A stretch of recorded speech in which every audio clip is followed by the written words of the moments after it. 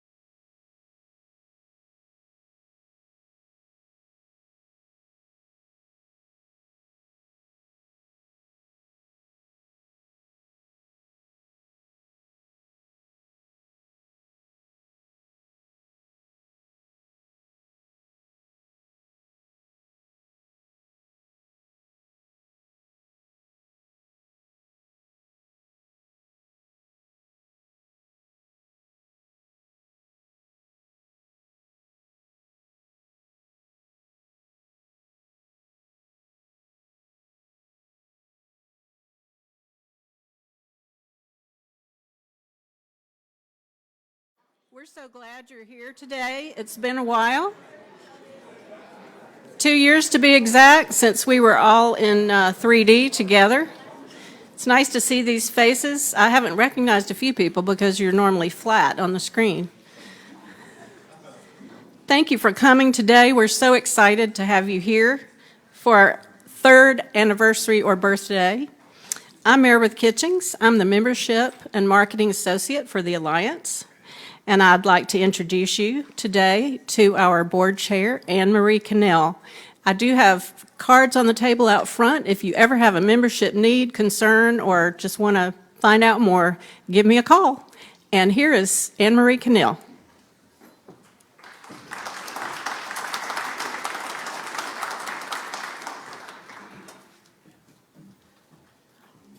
Hi, all. It's wonderful to see you here. It's so great to be together in this beautiful space and back together. I've seen a few people like Dave this morning. We were trying to figure out if we had actually ever met in person or just over a screen. So it's great to be able to meet people in person.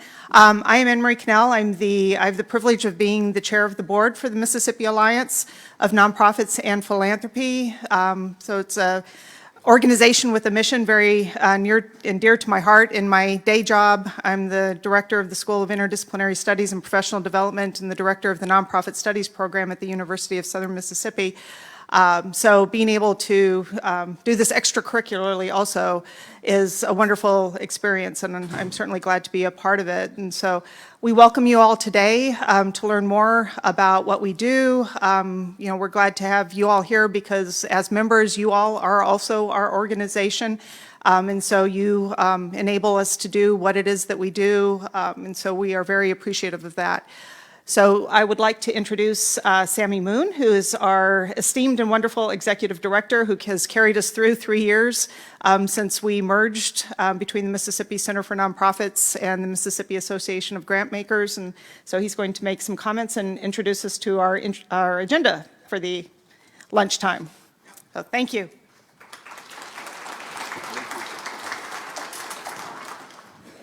Oh, Anne Marie, thank you so much. I'm not so sure about esteemed or any of the other stuff, but we've made it through 3 years, which is just an incredibly good reason to celebrate, and that's why we're here today.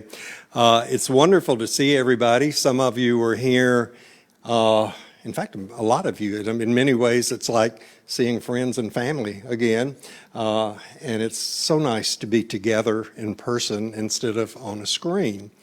Many of you were here for the launch of the Alliance, and now we're back. Can you believe it's been 3 years?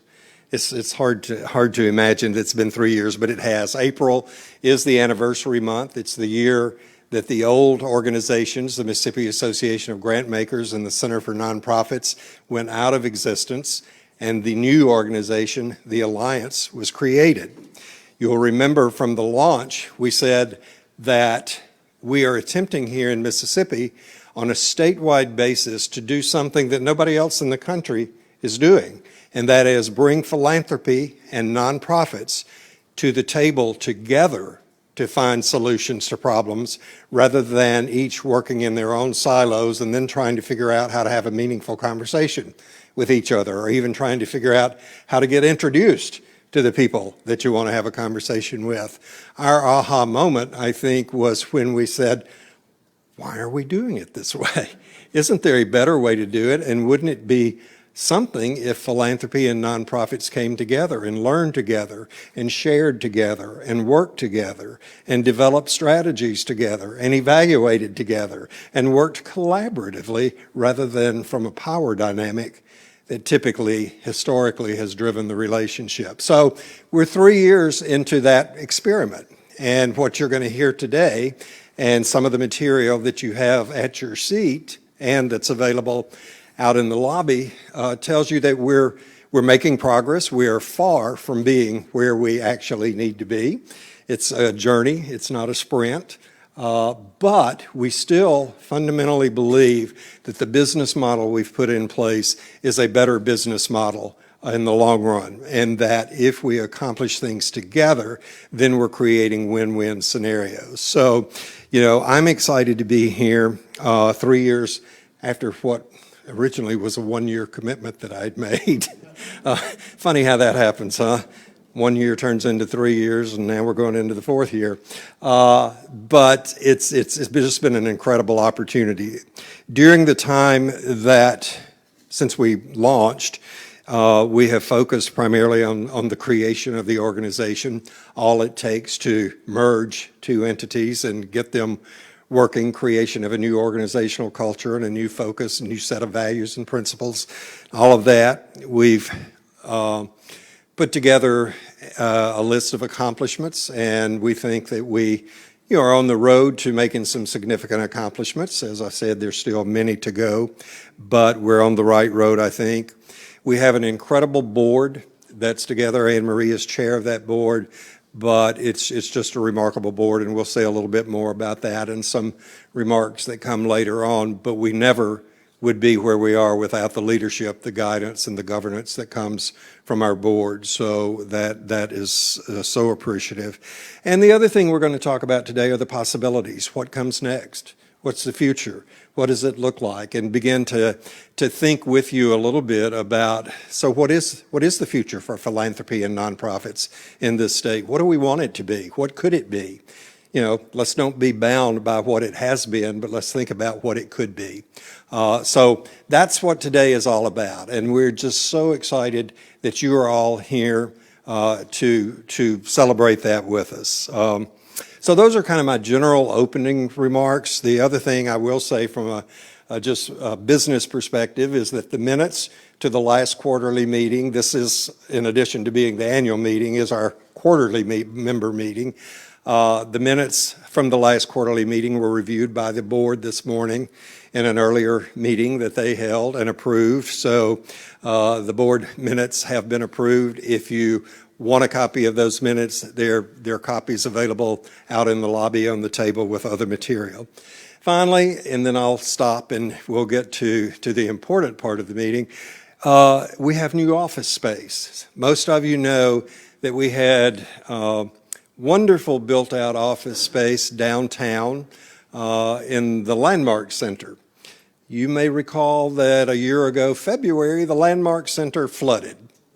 So our offices were destroyed, basically. The insurance company took one look and said, oh, total destruction here. We're going to do the full payout. But that left us without office space. So for a year, we searched and looked for the best deal we could find and ultimately ended up in new office space that we just moved into in a building at 2600 Lakeland Terrace. Now, some of you may realize that that's a familiar address. That's because it's the old space that Woodward Hines Education Foundation was in. So we're now on the the first floor of 2600 Lakeland Terrace. We have a great training room available. We have boardroom available. So, if you want to drop by and visit, please feel free to do so. If you're looking for training room space, you can talk to us about using our space, and we're delighted to be there. I will tell you, Water seems to be following us everywhere. We've had 3 leaks since we moved into the new space, so we flooded out of the old space. Since we've been in the new space, all of the rain we've been having, we've had 3 leaks, but it's all repaired now, and we're going to be happy campers for our rest of the time there. So those are my announcements. Those are my comments. Again, thank you so much for coming and being with us. I now have the honor of introducing Dave Miller. Most of you probably know Dave. He's no stranger in town. Dave is serving as our Chief Program Officer at the Alliance, and as such, he works to ensure that organizations throughout the state have the resources and the connections that you need in order to be successful and to thrive. For the last 2 years, Dave and the Alliance team members, and that includes both staff and consultants, have been working to plan, design, fundraise for the Innovations Lab. Now, some of you may have heard about the Innovations Lab before. Today, you're going to get the public launch and a little bit more in-depth knowledge about the Innovations Lab. This is one of those things that when the Alliance was first formed, in my little simple mind, it started out as might we create something like a Shark Tank, where philanthropy and nonprofits could come together, hear about work that's going on, and potentially match up. Well, when the smart folks got in the room and started really working with it, it expanded well beyond that concept. And so what you're going to hear today is the work that has been done over the last 2 to 3 years to actually make the Innovation Lab, again, something that's not only unique in Mississippi, but that's unique in the country. It's a remarkable piece of work that, again, focuses on how do we get the best capacity built in nonprofits and then use that to connect with funders so that we cut out the power dynamic and we begin to have those conscious conversations about the interest areas that we're both interested in and how do we make it happen. So Dave has been the one that has headed up that team. He certainly, the technology piece of it was something that he will probably talk about, and you really want him talking about that, not me, because if it can be broken, I'll break it. Dave actually can fix things. So let me stop babbling and introduce our friend Dave Miller, who is our Chief Program Officer.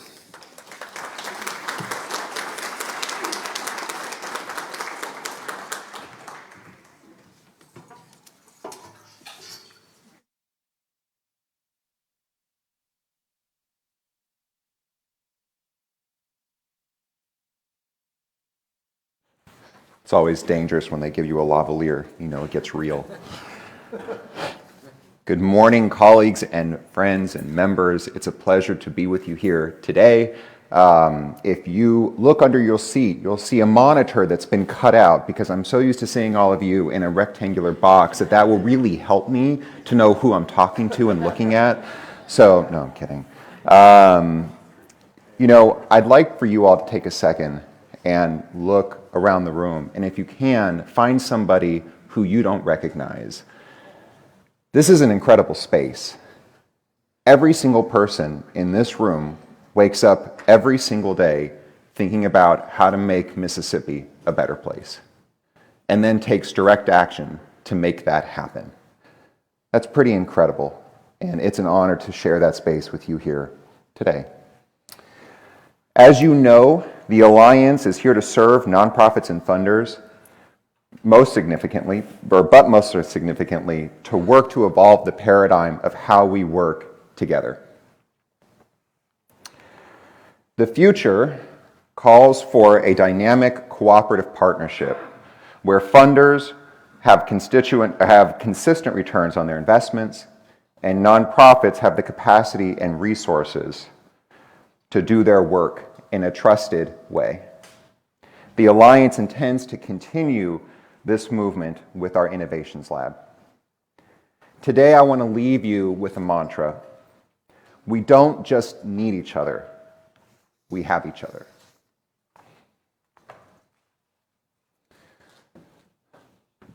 The Innovations Lab is an Alliance journey through which nonprofits with a proven record of success can expand or introduce a program that will make a meaningful impact on those they serve and evolve their mission and vision. There are 3 ways in which we will work with you to make that a reality. Either by expanding geographically from one city or region to another, by expanding the depth of the work that is done. So for example, instead of serving 200 meals a week, evolving into 500 meals a week, or in the breadth of the work that is done, expanding from serving meals to operating a clothing closet. This path is rooted in developing meaningful cooperative partnerships with funders, which will enter them into a new paradigm for solving community problems together. For those who have had the chance to come to the Alliance office or to spend time designing programs with us, you know that we love the sandbox. We love to sit and design with you, and that is an experience that we hope all of you get to share with funders. It is where change can happen, where it's not just transactional, it's about thinking together, solving together, and finding new ways forward. To help frame the power of the lab, I will let our incredible, or I should begin, I apologize. We began this work nearly 4 years ago with the assistance of Mary Ellen Calvert and many others who have brought this program to life. And it was funded, or a pilot was funded, with nearly 20 participants, many of whom are in the room today.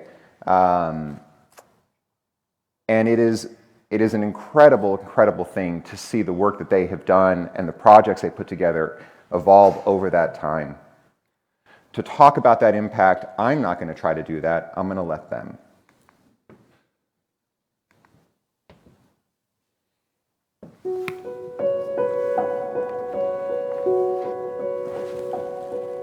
The basic idea behind the Alliance of Nonprofits and Philanthropy is to dismantle the power dynamic that has existed between philanthropy and nonprofits and to bring them together to find common solutions. So we stand for authentic, quality conversation that's driven and backed up by data. It's about partnership. It's about networking. It's about trust. The trust that's built through the convenings allows you to have a dialogue that otherwise would not take place. So the Innovations Lab provides the platform to train, to certify, and to match nonprofits and philanthropy so that they are working together toward common goals. To me, the Innovation Lab is the opportunity to build capacity.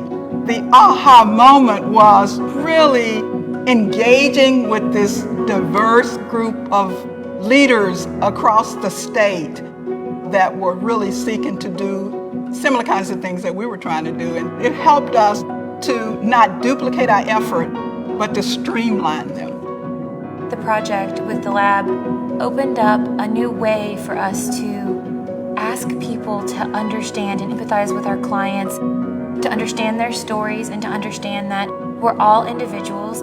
I know that this conversation, domestic violence, is something that a lot of people can easily distance themselves from. The lab allowed us to open up to share that story in a very impactful way. What I realized, having been in nonprofit for 15 years, I can give you all of the numbers all day long. But what it did for Mr. Smith's day to day is the real story. So as the images came back that we had taken, more and more I was able to just see the faces of these people. When you take that and say, okay, well, we do that every week for 50 or 60 or 70 people over the course of a year, that's the impact we're making in our community. And it became much more personal to me. And that is the connection to the donor. And that's what this process allowed me to put in a format that someone could see, feel, and understand very quickly. What the Alliance does for so many organizations is help build that capacity, helps provide training And every time we strengthen the smallest organization, we strengthen all of us. We strengthen our nonprofit sector. And that's when we can start moving the needle on so many issues. We are the boots on the ground. Suddenly I was recharged at looking at the focus of what we do every day. It just gave us all a new perspective.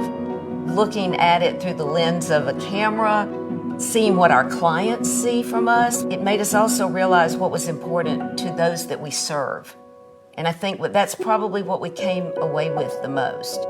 From our client's standpoint, what do they need from us? And it gave us the opportunity to focus on that. When you get into the lab and you're with other representatives from their respective organizations, you can see the wheels start to turn on, we've always done it this way. And you see that mold start to crack a little bit and say, hey, look, I know we've always done it this way, but what if, or how about, you start to find a whole new way to present yourself and to present your organization.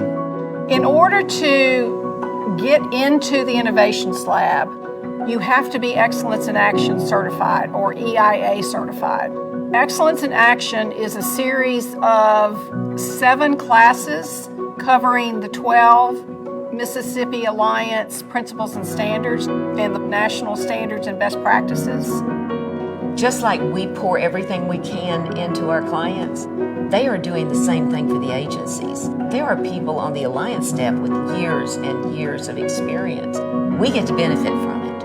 I think all of us in nonprofits here want to see the nonprofit sector in the entire state promoted and expanded. That's what Excellence in Action is all about anyway, is taking us to the level that we want to be. I mean, I always refer to it as you know, the nonprofits are the one doing God's work out there. I mean, they're on the ground every day. It is my hope that Mississippi can truly become a beacon to where those organizations that are on the ground in their communities doing the work get connected to those looking to make a difference with their money and really direct it to impactful, mission-driven organizations. And this model is definitely one way to do that. I think the future is bright because I've always felt that Mississippi had a real story to tell and being a model, you know, for the country and bringing these kind of partnerships together and really moving Mississippi forward. I think there's no way that we can be stopped. If we think about how together we do things, it's a very different frame of reference than we've usually thought of when we talk about Mississippi. I love that. I love changing the frame. I love changing the message, and I love having the data and information to back up the fact that those changes are happening. There is hope in Mississippi. There is growth, there is collaboration, and there is innovation that is coming out of our state. And we're just excited to be able to share this with the nation and to share this with the world.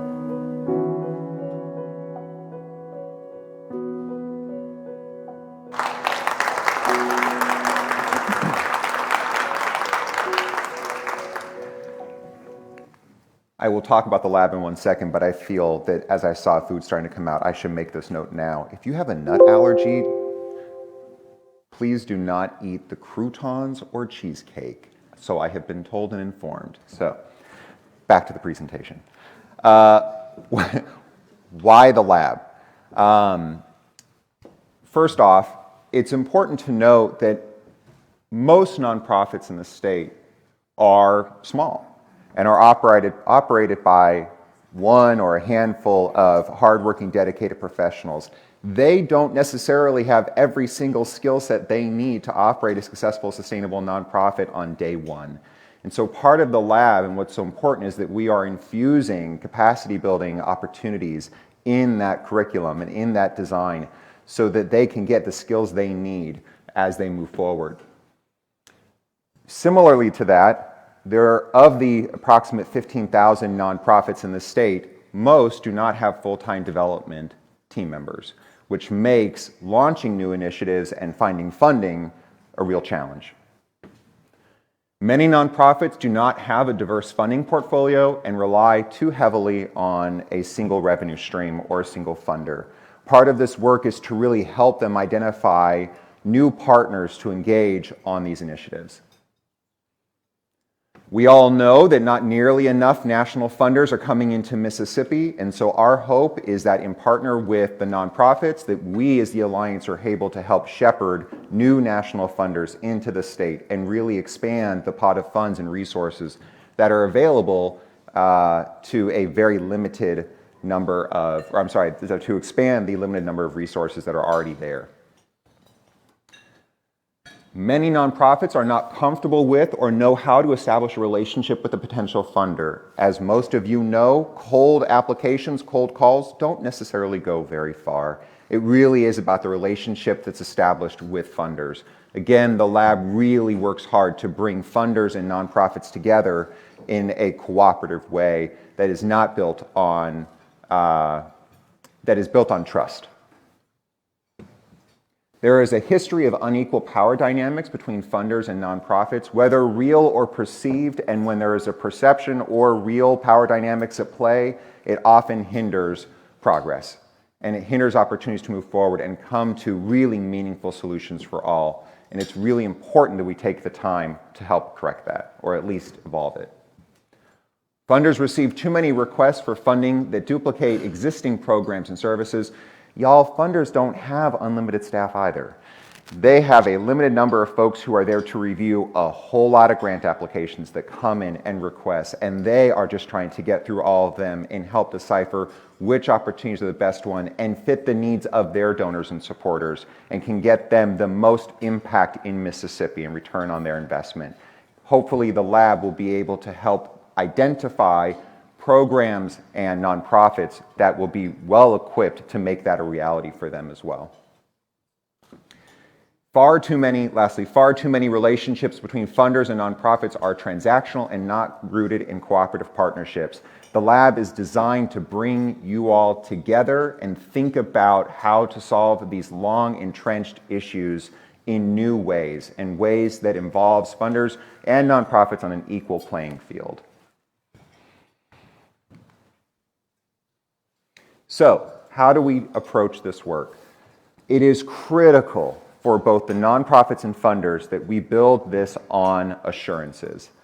It's important that nonprofits have a demonstrated success. We want them to go into this funding opportunity and this relationship knowing how to operate sustainable organizations, knowing how to put in place best practices. And for funders, that's really important, that when they make this investment, when they come to that table, they know that they are there going to have a meaningful conversation with an organization who has a well-developed board and knows how to do the work that they are promising to do and stating they have the capacity to do. On that note, nonprofits must be Excellence in Action certified. They need to show that through the certification process, and we have a variety of opportunities to provide that throughout the year. Nonprofits must pass a board resolution acknowledging organizational investment into the process. This is something that the whole organization needs to be bought into. On the flip side, we are requiring that funders review their proposal package before they sit down with the nonprofit. This is not a time to see what opportunities exist out there and to make decisions at a later date. We really want to encourage those folks to come to the table informed about the partner that they might meet with and be able to ask meaningful, non-superficial questions about the work and really come prepared as much as the nonprofit has been prepared in designing their program. Funders must come with a willingness to pair in mind. That doesn't mean that you come with a check ready to go, but what it means is that we're not fishing. This is about identifying real opportunities that could be moved on, and that if the right opportunity presented itself and that the funders have looked into and studied ahead of time, that if the opportunity is right and the dynamics are right, they're willing to move forward. And lastly, the funders must commit to being cooperative partners and invest in the nonprofit. It's not meant to be transactional. They are there to invest in the organization, to follow the work, to stay connected to the work. They are not just cutting a check and looking for a report a year later. This is about staying in touch and following it through. The program is broken up into 4 main parts, as is true with any great program. You start with preparation, which includes a conversation with the Alliance staff. We want to get to know you. We want to know where you want to go. What do you want to achieve? Why this program? How can we assist you? What gaps exist? We want to get to know you in this process so we can best support you. Part of that is completing the organizational diagnostic tool. This is a free resource that is on the Alliance website right now. You could take out your phone after I finish or after the panel discussion, and you can complete it, and it's a great way to identify organizational capacity building opportunities, both for team members and for the board. It would require, before we begin the lab, that EIA is completed. Like I said, this year alone, we are offering it 9 different times. So we are eager to get everybody EIA certified. If you've never heard of EIA, call me, call my team. We're here, we want to talk. You do not have to go through the lab to be EIA certified. It's wonderful, let's talk. And lastly is to pass the board resolution. You'll note here at the bottom that has the timeline for 3 to 6 months. The lab is designed to have a malleable time frame. We know that everybody who's looking at this is a working professional who's busy. The program needs to be able to evolve and take the time it needs to based on what's best for you and your organization and your capacity. So while you could move through the program pretty quickly, we anticipate that the overall program will take somewhere between 9 months to a year. But that is really contingent upon you and your organization. Some things you may move faster with, and some things you may move slower with. And it's designed to be malleable so it can accommodate that.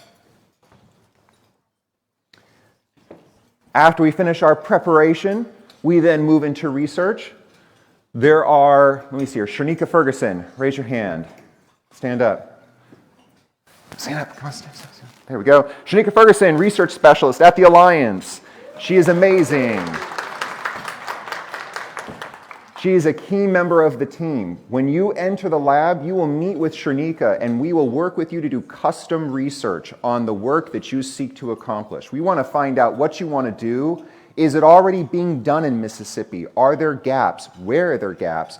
Is there funding already being allocated to this, or do we need to find new funding? Who's funding? All of those questions. And that is accompanied and part of an environmental scan and market analysis. And then Shanika, while working on that, will meet with you and go through your project. You'll see here that this is 6 to 8 weeks, but it's also one of our major thresholds. Why? Because you may look at that research and go, you know, I love this idea. I really want to get it in front of a funder. I don't think the sector can support it, or maybe it's not the right time, or we need to rethink it, or adapt it, or evolve it. This is where that happens.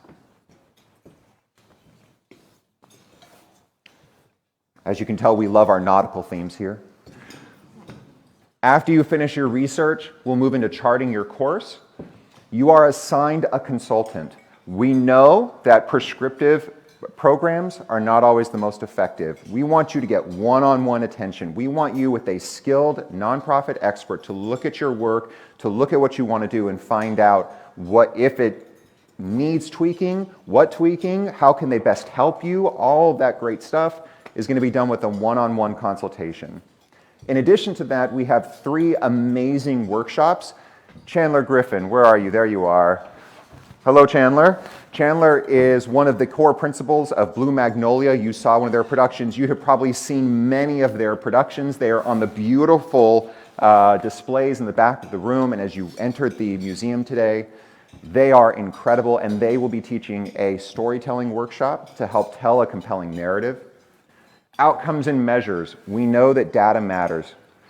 Part of this is going to be looking at how do you measure the work? How do you identify what your targets are, what's your logic model, and really build that out.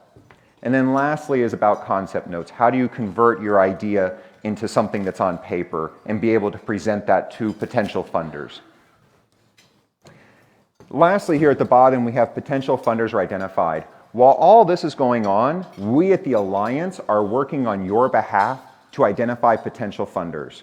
We are out there taking that research that we did in the beginning, and we're looking for who might be interested or willing to sit down for that conversation. Who can we bring to the table to play in the sandbox with you, and both in Mississippi and nationally? So funders, if you have work that you're looking to fund, if your donors and your contributors and those who have established a legacy for your foundation have certain objectives in mind, call us, talk to us. We want to get to know you better. Most of you, or most funders in the state, are members of the Alliance, but we're also going to be doing this on the national scale so that we can make sure that that funding opportunity is delivered effectively.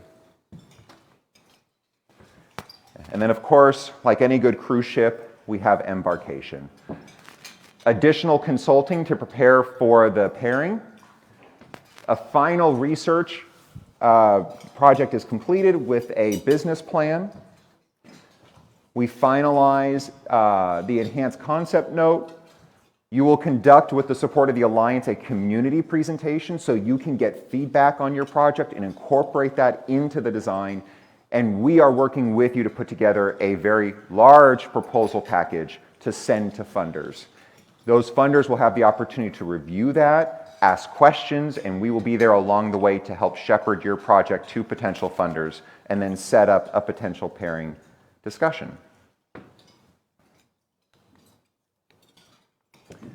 In addition to the lab, it is important to note that there are a variety of other opportunities that can exist along this continuum that will help this project move forward.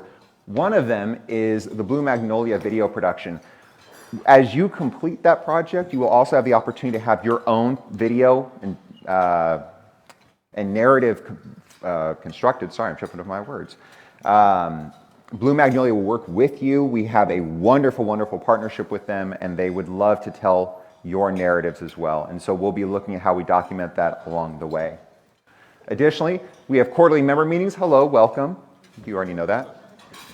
Our regional volunteer and nonprofit convenings, coffee and conversations. Some of you who will be participating this afternoon, we love to connect with y'all and know more about you and what your needs are. Our special programs, affinity groups, events, training, and webinars. So we want to stay connected. We want to know y'all. We want to hang out.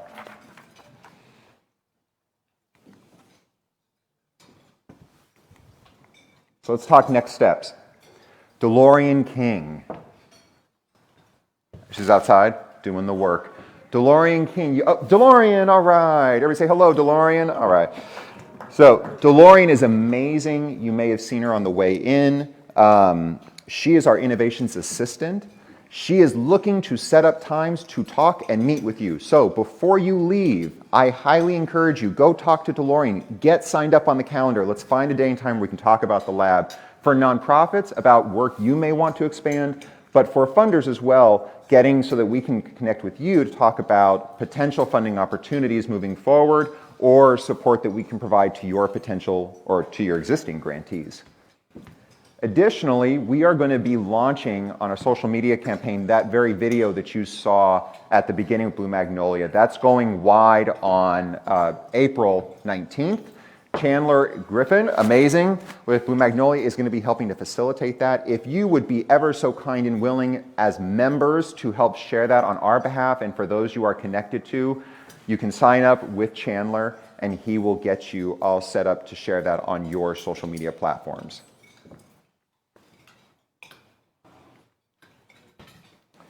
Okay. Friends and colleagues, I hope we get to see you in the lab. If you have questions, please reach out. We want to help you learn more about this and help you with any of the needs you may have. Please enjoy the rest of your lunch, and the panel discussion will begin soon. Thank you very much.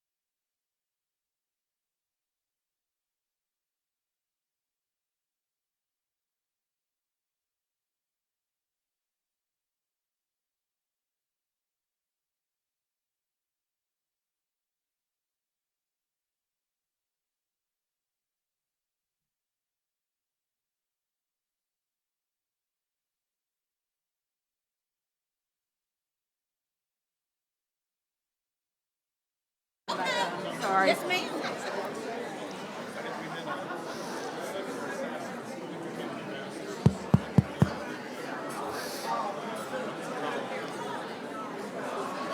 Mike? We're going to get started with our panel. Please continue to enjoy your lunch. If you live in Mississippi, it's hard not to know who Marshall Ramsey is. A two-time Pulitzer finalist whose work is nationally syndicated. Marshall's cartoons have appeared in newspapers like the New York Times, USA Today, and the Clarion Ledger. He's authored several successful books, including 3 cartoon collections, 2 short story collections, and a children's book. You may have heard his commentary on the latest news, punchlines from his latest cartoons, interviews with fellow cancer survivors, and compelling stories of Mississippi on the radio podcast and radio show, Now You're Talking. Marshall has appeared on CNN, Fox and Friends, Inside Edition, and many more. I think it's safe to say he's a busy guy. With a survivor's grace, a keen wit, and a magical pen, Marshall's one of those people you just want to live next door to. Please welcome Marshall Ramsey and our panel.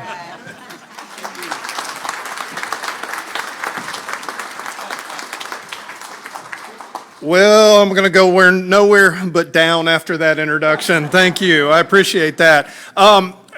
My day job is, and one that I'm very proud to have, is I'm editor-at-large for Mississippi Today, and I'm very, very happy to be at large. It is so good to be here with you in a room full of people. It's amazing. We're going to hear that so many times today. We've got a great panel today, and I will get on about that. I would like to take a point of personal privilege to brag on my team at Mississippi Today this week. I think Anna Wolf's incredible coverage this week. I give her a big hand. Just as a reminder to all of us that we need good investigative journalists in the state of Mississippi. And I've been in the business a long time. I started drawing cartoons pretty much when I was in church as a kid. That's how Mom kept me quiet. And it turned into a career. So never scold your children because it could end up paying the bills. But I have seen a lot of changes. In fact, I've been at it so long that Scott and I were actually working together at the Clarion Ledger. But as you know, the news business has changed a lot, and we are a nonprofit at Mississippi Today, and I'm very, very proud of that fact because I feel like that we help supplement the journalism that's out there and make a big difference. So I just wanted to brag on the team a little bit. Anna has just absolutely rocked it, but it also takes the rest of the team to promote it and do a great job as well. If I was going to draw a cartoon about our panel today, it would be pretty funny. No, I'd make y'all good looking. Don't worry, you're on that. Well, and since we did have a nautical theme, oh, by the way, I was going to mention the cheesecake nut allergy thing. If you do have a nut allergy, please take your cheesecake and put it at my plate over there, please. I'd love that for later. Cheesecake has cheese in it, so it's nutritious. If I were going to draw a cartoon about today's panel, I would continue the nautical theme. I would create a beautiful boat here, or maybe even a raft. And we have members from each part of Mississippi. We're all here today, by the way, because we love Mississippi, right? And if it were our Facebook status, it would say it's complicated, right? But we all do what we do because we love it here. I moved here for 2 years, and I've been here for 25.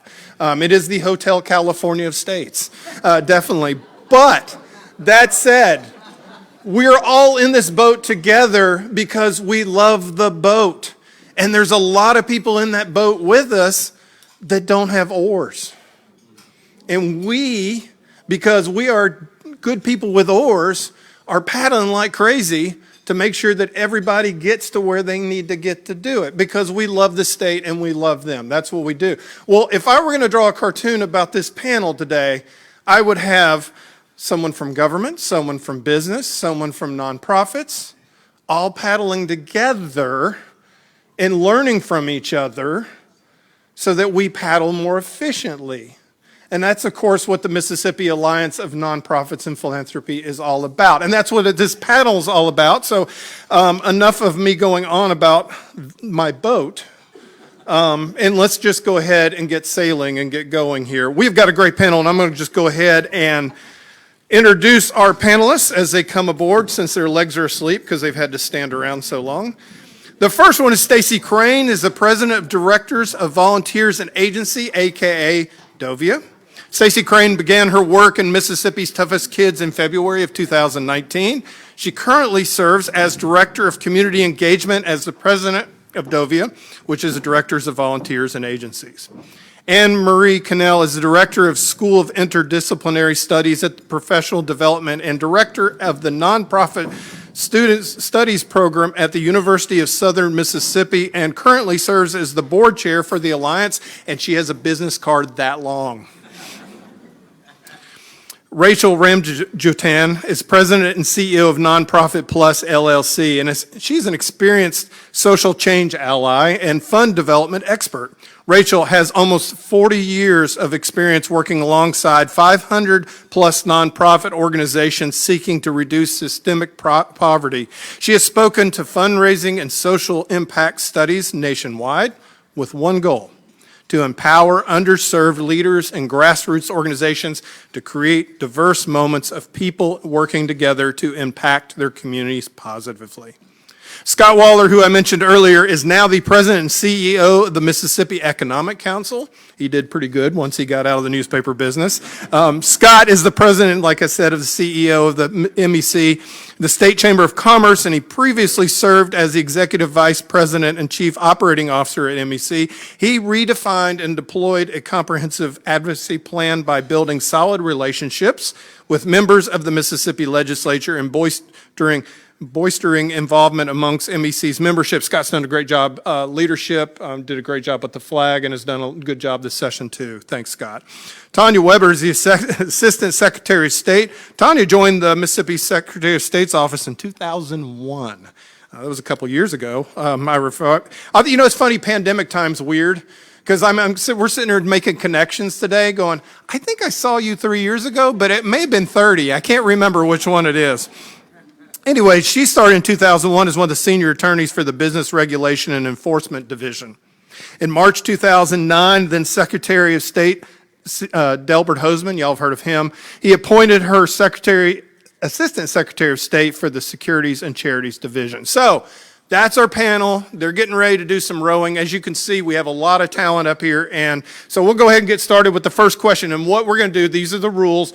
Stacy, we'll just start with you. We'll work our way down the panel. Once we get done answering, if y'all want a banner for 2 seconds or so between each other, maybe 3, I'll give you 4 seconds.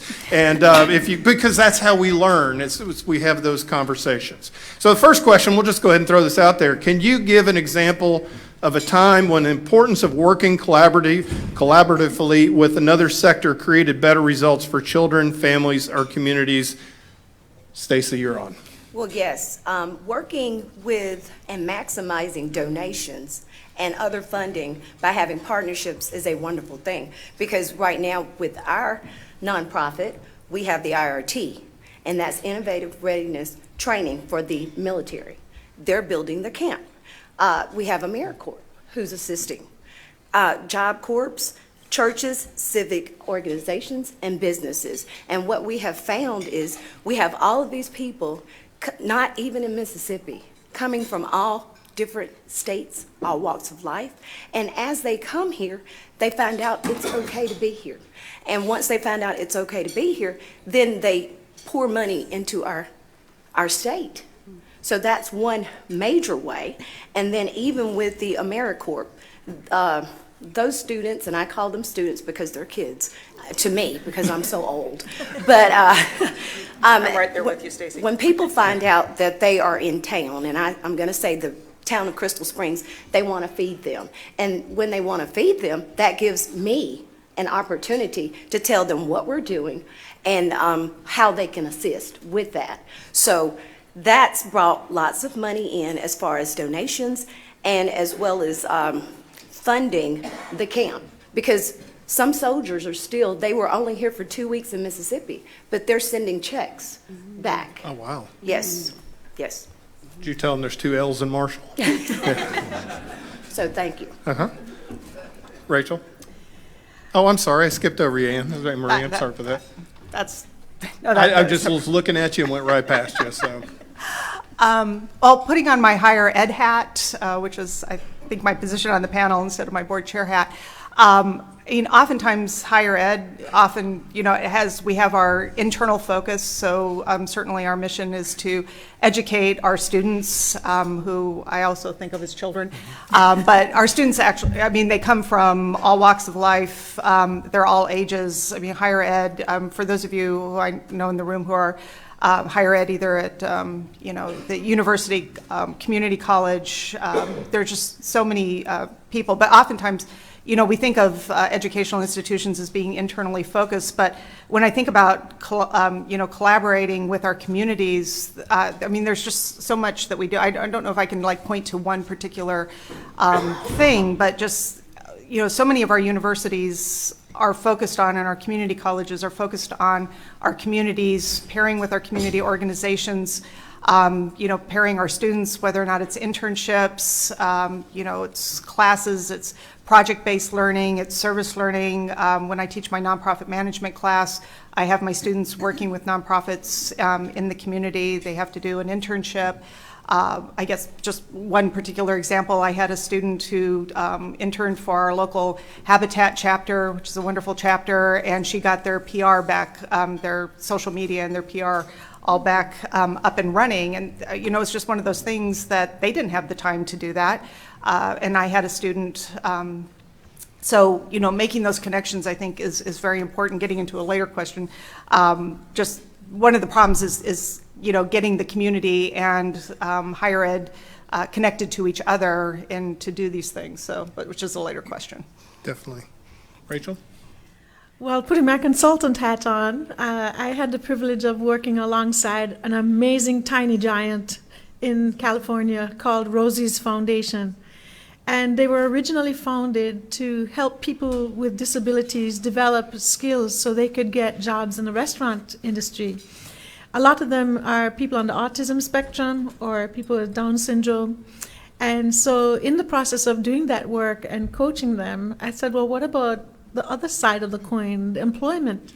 There are employers that need to know how to be inclusive and how to make accommodations. And I think part of it was rooted in my own history. I am the mother of a young adult with severe special needs. And if you think about it, even the sign we use for disability is a wheelchair. Yet none of the folks that were involved with Rosie, none of the crew members were in wheelchairs. And so that led to all kinds of conversations where they could generate earned revenue streams by providing programming for-profit companies to learn how to build more inclusive workforces where people with diverse abilities belong. So it landed up morphing into a much larger mission. They got lots of funding, not only from earned revenue, but from foundations that were interested in helping to reduce the unemployment rate. When we look at marginalized groups, people with disabilities have the highest unemployment rate of any marginalized group. And so that's something I'm really proud of. Apart from the dignity of work and giving people the means to earn a living, they also took it one step further. They brought in financial companies to help families of crew members with special needs learn about things like special needs trusts, so that you can provide for the future needs of your children in your estate planning without disqualifying them from Medicaid and things like that. So as somebody that navigated that personally, it just meant a lot to me, but it's really shaking things up in California, and a model that has been repeated now in Boston. So I'm seeing a trend here to share and to steal great ideas, which is a great idea. This is not a segue whatsoever, Scott. But no, I will tell you, we have, as you mentioned, I was at the Clarion Ledger. I left about 15 years ago and got in the nonprofit world, which is something that has really, been a different approach, because as the state chamber, we're a C6 versus a C3, but we have a couple of foundations that are part of that organization.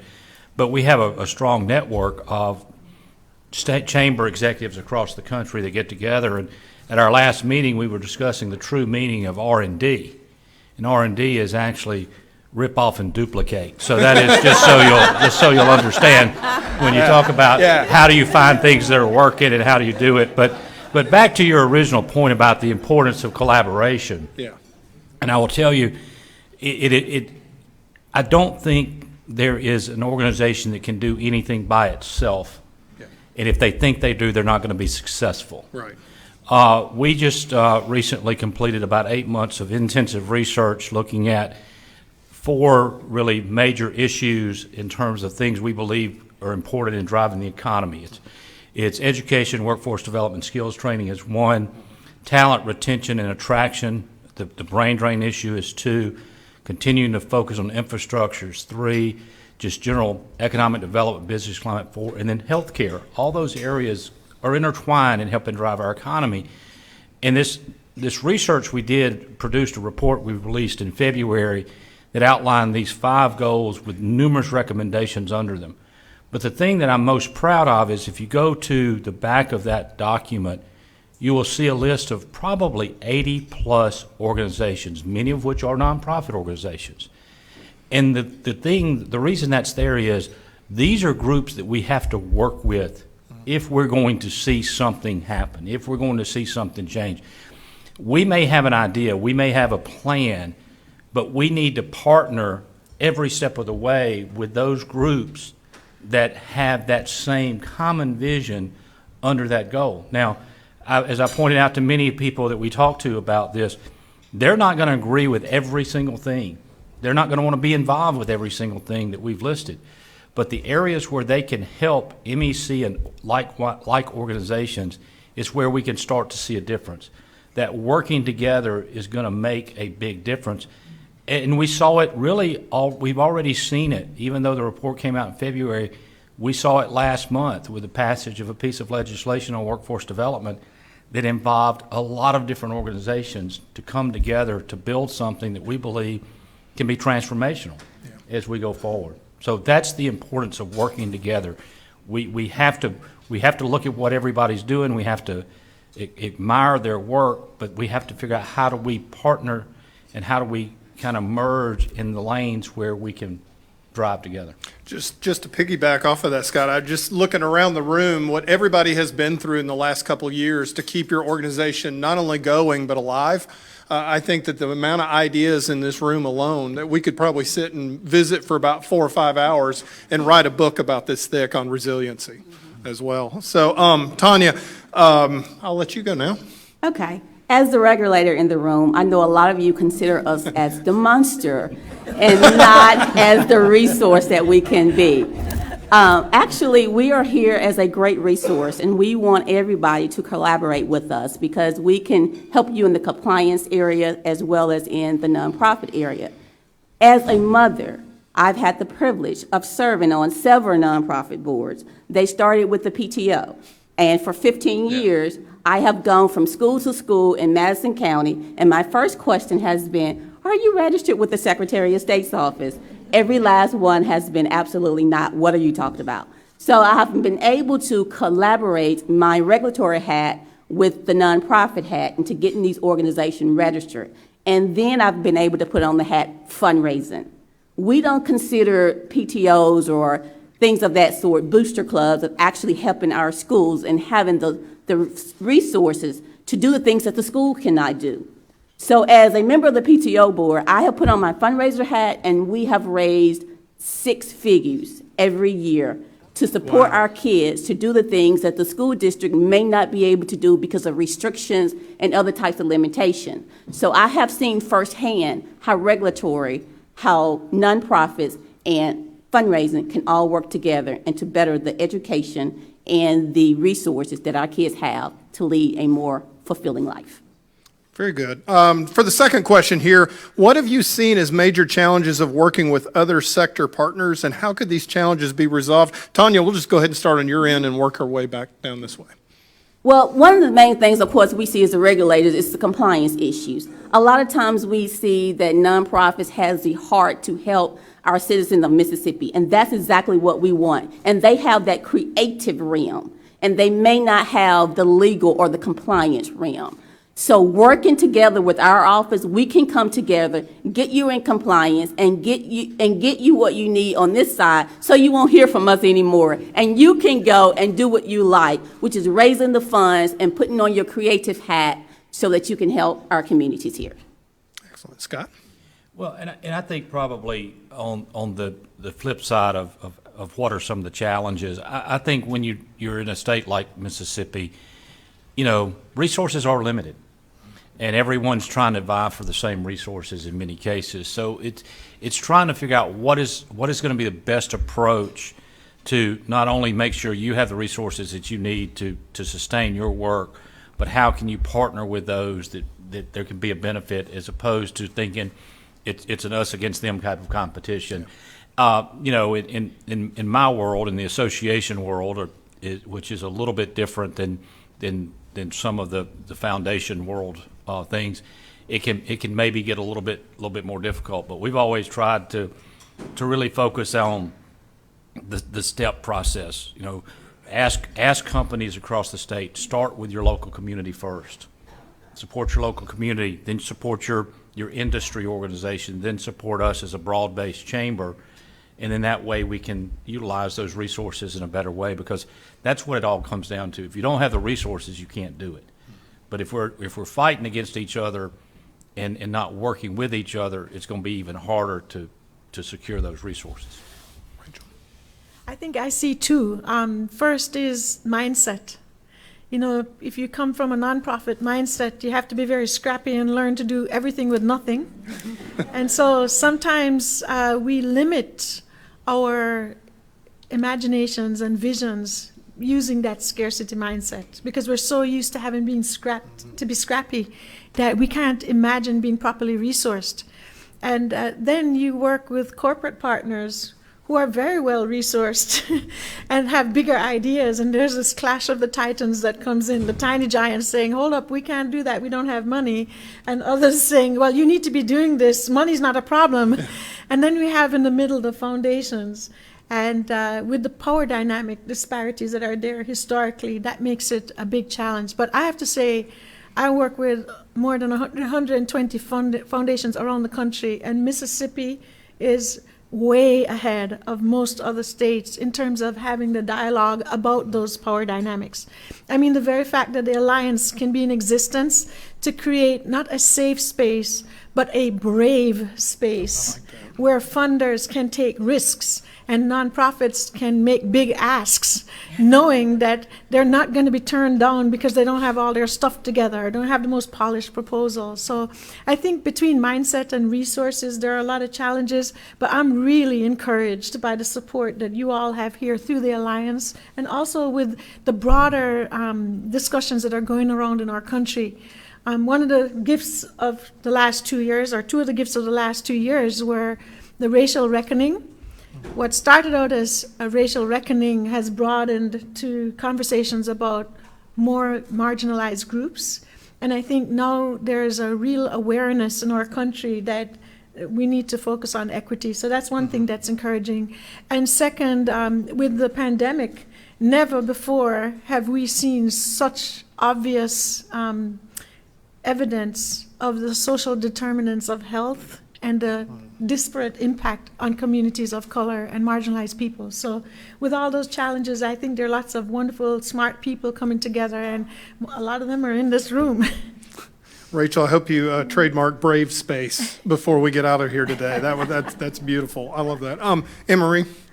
Well, I guess looking at partnerships between higher ed and mostly nonprofits, although, I mean, there are partnerships between higher ed and corporate for business also, but I think in terms of challenges, part of it is communication. Just, what is it that we're doing as universities, colleges, community colleges? What does the community need?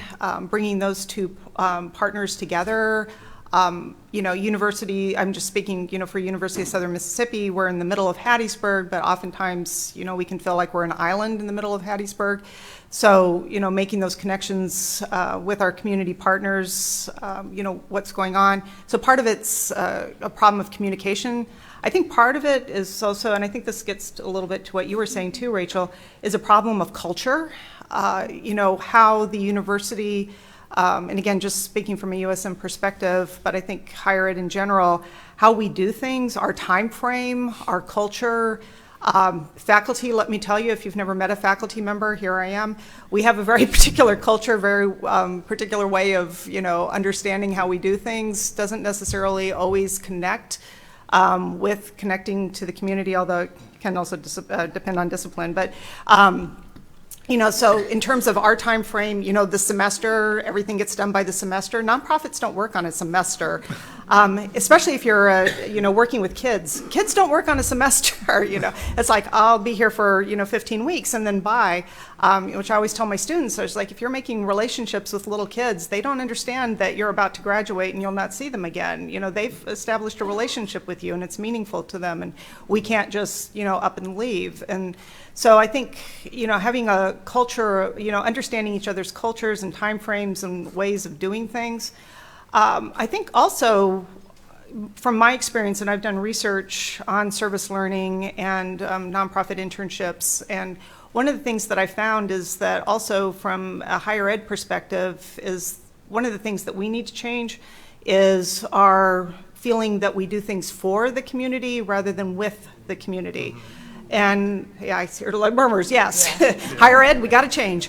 And I think it is changing, but again, it goes back to that culture. But in terms of a solution, I think one of the things that, what I would love for each university to have, each college, each community college, is to have a dedicated office. Some of us do, some of us don't. Some of us in the true nonprofit tradition are under-resourced. So part of that is the culture, is getting, university higher ed, the administration, the IHL, to understand the importance of having dedicated personnel to be, not just outreaching with the community, but working with the community so that we understand the needs and we can connect, people and students in terms of internships, service learning classes, project-based classes, all of these things. But again, sometimes, again, in the true nonprofit tradition, it's like your volunteer manager. Well, it'd be really nice to have a volunteer manager if we could afford it, but we can't, so we don't have it, but then your volunteer program's going off the skids and we're wondering why. In the same way that we have to understand that you need that volunteer manager because they have a role, and if you're going to have, good volunteers, we need that at the college level too. So that's sort of, again, putting on my university hat, that's been my mission for the last 15 years, is getting at least USM to understand that. We're making a little headway. Stacy? Yeah, I want to just piggyback off of what Scott said about lack of resources, because that's what we've found, lack of resources, and also getting the information out there of who can help and partnering together, because I'm one of the people that take my AmeriCorps teams weekly on educational tours, and I found out that the other sponsors aren't doing that. And I feel that when they bring them out and others in the community see who they are, we went to the Smith Robinson Museum and they were like, we've never heard of these people. And I was like, okay, let me give you some information. And if you don't have enough work for them, you can partner with another entity. And that's what we have to do. We have to start partnering with each other to make things happen. We often think of partnerships or collaboration as only being about direct service programs. Are there possibilities for creating effective partnerships focused on systems reform and or policy advocacy? Stacy, we'll start with you. And we got about 15 more minutes. Okay, so we'll pass that to you. To me? Oh, higher ed. Oh, look at that punt. That was great. Good job. I would say yes. I think that's not necessarily something that we're really great about, but yeah, I'm gonna punt on that one. I guess I'm in the hot seat now, right? Yes.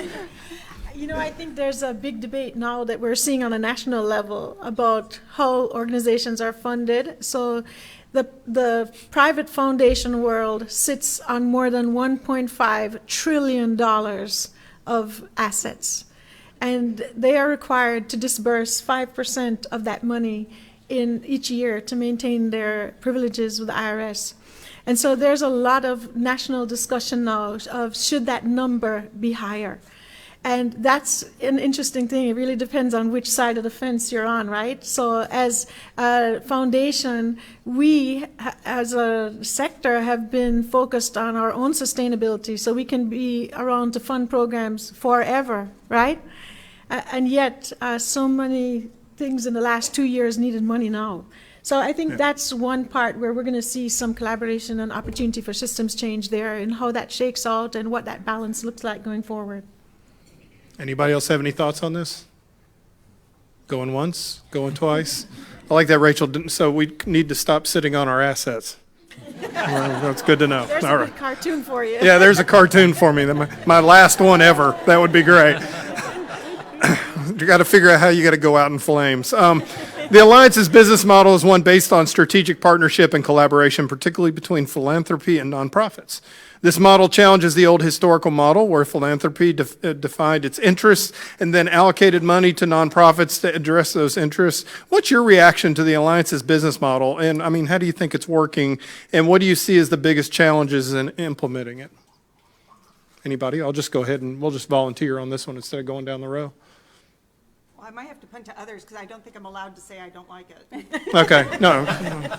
This is a safe space. As board chair. Okay, yeah. That would take away your birthday for that, I guess. You think it is working, or, I mean, Scott? Well, you know, again, I'm not as familiar with it, but I will say from from the funding standpoint, when you start looking at dollars going for specific things, it gets a little bit tougher than what I typically deal with that we're able to take in through our funding sources to focus on a broader group of things. Yeah. And I could see where that could be a bit of a problem, because then you're trying to find somebody that's going to match exactly with what your goal is, and sometimes that could get difficult. And I think it comes back to what we were talking about earlier, that when you have a specific thing that you're trying to work toward, finding that right funder can sometimes get a little difficult. But at the end of the day, if you can show the value of what it is, and to get beyond just I'm going to do X, start talking about what X is going to equal. Mm-hmm. In other words, where are the benefits? And if the benefits are broader, start explaining the broadness of those benefits.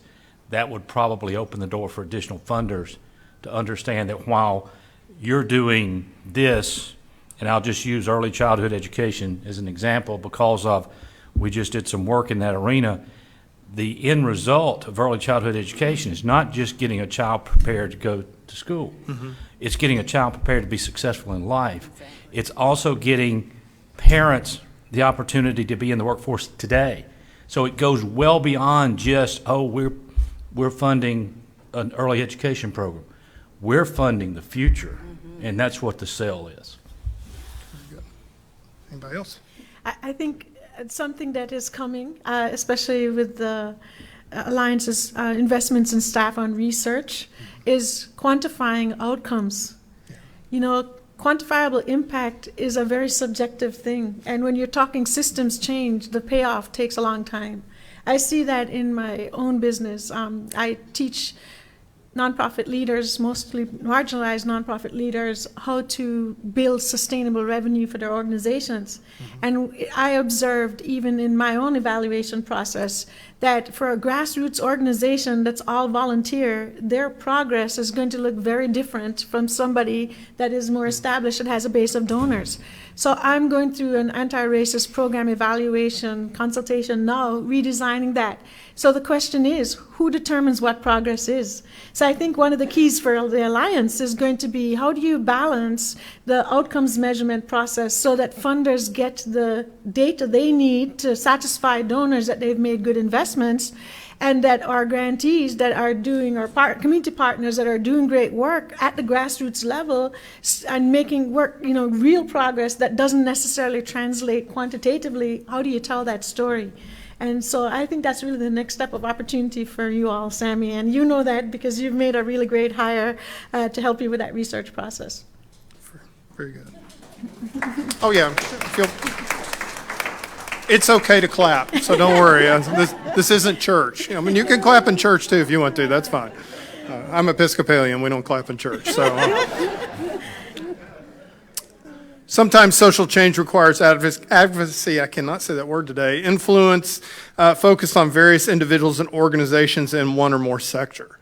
We have been somewhat reticent to engage in influence work because of fear of the IRS regulators. We know that there are restrictions but not prohibitions that come from the IRS. So should we seek partnerships to advocate influence within the parameters of the IRS limitations, or should we stay away from that work? Yes. Heck yes. Okay. Now, it's easier for me to say because I'm a C6. Yeah. And that's what I do. Right. But the answer is yes. And part of why I say it so definitively is understand what the rules are, because Yeah. there are different levels of things. You know, as I mentioned earlier, MEC has, as an organization, we're C6. Underneath us, we have subsidiaries that are C3, 2 subsidiaries that are 3Cs. We have C4. Make sure you know what they expect. Yeah. That's the bottom Yeah. line. And once you do that, it's a lot easier. When we did the flag campaign, and I've jokingly said I've run 2 campaigns in my life, all of them at the same time, my first and my last. But when we did the flag campaign in 20, we made sure that we were in contact with the Secretary of State's office about what do we need to do, what can be done under our C4, what can be done under our C6. And then what else do we need to do? Because we ended up having to form a political committee as a result of doing all that. So the bottom line is, if we're going to affect change, you're going to have to affect policy. And in order to do that, you need to know what organizations are working on certain issues that have the ability to do that, and that's who you lean on, and that's who you talk to in order to really make a difference. Because we get 3 months every year at the Capitol to see something happen. And we need to all be working together for that to work. So it sounds like there's a lot of planning and proactivity for those other 9 months. Exactly. Yeah, definitely. Tanya, I feel like that you probably want to jump in at this point. Well, I mean, first of all, we have to understand if we want change, then we have to be the source of the change. Yeah. And in order to be the source of the change, we have to know who we need to go to. And a lot of things that the nonprofit world doesn't like is because there's law. So you have to change the law. So then you have to touch your lobbyists and your lawmakers to make those changes. So these are the people that you need to talk with when you're looking at the Mississippi Charities Act and you see something that doesn't appear to be working in the nonprofit sector. Now, then you go to your lobbyists. When you're talking about trying to lobby, we all know that 501c3s have a certain limitations, not a limitation that's put on to the organizations or the industry by the Secretary of State's office, but it's actually internal revenue policies. So what I encourage you strongly is to get those parameters. Once you get those parameters, you can then work within those parameters. It does not mean that 501c3s can do no lobbyists. It does not mean that 501c3s can have no change, that they don't have any power to make the changes. You just have to work through the parameters. We're here to guide you for those parameters, but the IRS are the ones who make those parameters. So they're your main sources. And work with the IRS. They can sometimes be scary. I understand that. Sometimes they won't answer the phones, but don't stop.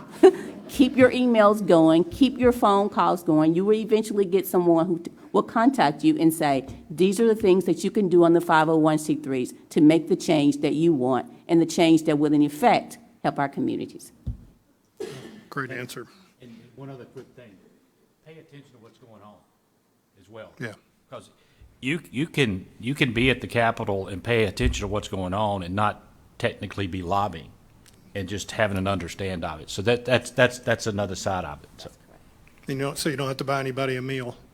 You do not. Oh, that's good. That's good to know. All right. I mean, that's the other thing to remember is oftentimes we think of advocacy as lobbying, but there's a whole host of activities that one can do in terms of education and, reaching people who are going to vote and, affecting them that way. So I just wanted to add one more resource. If you've never been out to the National Council of Nonprofits website, one, excellent website, but two, they have a whole host of resources on what you can and cannot do in terms of advocacy and lobbying, plus a lot of, proactive, things you can do in terms of advocacy. So National Council of Nonprofits, great resource. Question number 6. What are the opportunity costs of not working together to solve problems? I think that's pretty much a softball, I would think. Failure. Failure? Yeah, I think so, with the capital F, I would imagine. Duplicating efforts, Yeah. reinventing the wheel, Wasting taking, resources. Yeah. well, yeah, taking very scarce resources and trying to make them even more scarce. I mean, that's what we do in Mississippi, is we make connections and relationships, and that's how we get things done, and it makes sense, and that's what the Alliance does. You know, it seems to work out really, and that's what each and every one of you, and we've heard so far in this panel so far, is talking about ideas, but y'all are kind of off in different directions, but at the end of the day, it's that whole rowing the boat in the same direction type thing. All right, so just the bonus questions at this point. Volunteerism's down, as you could imagine. We've had something going on the last couple of years. I can't quite put my finger on it, but it's caused people to want to stay at home and watch Netflix all day. But anyway, what is your role in your individual worlds to help volunteerism get going and encourage people to get out there and get busy?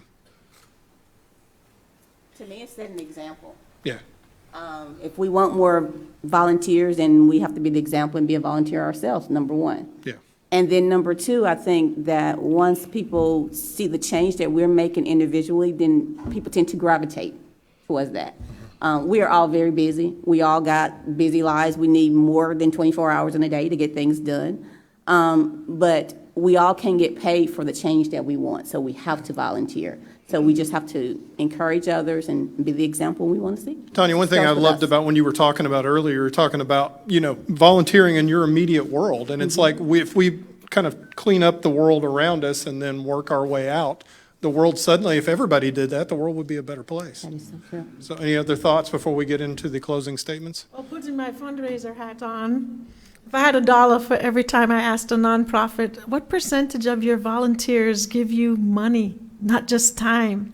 And they said, oh, they don't give us money because they already give us their time. I would be rich. So my role in volunteers is educating nonprofits to understand that the process of getting volunteers to contribute is all in the onboarding and setting expectations and helping people to understand that they're already giving you their most valuable resource, which is their time. And because they're giving you their time, they know the good and the bad and the ugly of what goes on. More importantly, they know how far you stretch $1. So why not ask them to become monthly sustainers? And so that's really where I'm at with volunteers. So time, talent, and treasure. Time, talent, and treasure. The good old church sermon, right? Exactly. I wouldn't know that personally, but yes, you are correct. So, Add one thing from yeah, education. sure. You know, with education, I would just say that, you know, definitely we are preparing, you know, students for their future careers, and we can quibble about how well we're doing that or not. But I'm a firm believer that we are educating citizens and civically engaged citizens. And if we are not doing that, we are falling down on the job. And so for us, you know, getting students connected with their communities, I think is the utmost important, you know, whether or not it's volunteerism, it's service learning, you know, whatever we can do, we need to do more of that, not less. That's not incidental to the educational enterprise. That is central to the educational enterprise. We have 3 minutes. Go ahead. Yes, no, go ahead, One thing about Stacy. volunteerism, Sure. to get them out, they have to know that your entity or your company or business, that you need help. You're willing to have people coming back in, or there's volunteer things that they can do from their home. But the volunteer hub, they help a lot. Here in Mississippi, I know they helped me acquire volunteers. So just being able to get the information out to the students, you know, because they need those service learning hours and the hours. DOVIA, Directors of Volunteers and Agencies, we're a whole group where we can help with some of that stuff too. So just putting the information out there, saying that you need them, that really helps. Like, we're back. Yeah, we're back. We're back. 2 minutes, final thoughts. Anybody, just random. Well, I'll go back to the partnership discussion that we started with. Yeah. You could make a difference by yourself, but you can make a much, much bigger difference if you work together. And I think that's what we've got to remember. Amen. Amen. Closing thought for me would be, how are we making sure that the people who don't have voices have a say in the decisions. Because ultimately, we could be building the wrong things. The people with the real expertise on how to fix community problems are the people that are living with the consequences of those problems. So I would encourage all of you, whether you're in a nonprofit or working with a foundation, take a look at your board. Take a look at your executive team. Take a look at the people that are doing community outreach. Do they look like the people you serve? And if they don't, let's fix that. Very nice. Well, I hate to cut anybody off that just really, really wants to say something. If you do, I guess you can jump up and say, no, Marshall, I must say this. My final thought is that you all five are a reminder why I love living in Mississippi. Because even though we're a very complicated state and we have issues and problems, we also have wonderful people that are working really hard to make it better, and all five of you are. So thank you so much for taking your time today to be on this panel. It was a wonderful panel. Thank you. And that concludes our panel. All right, thank you all so much. Let's give them a big round of applause.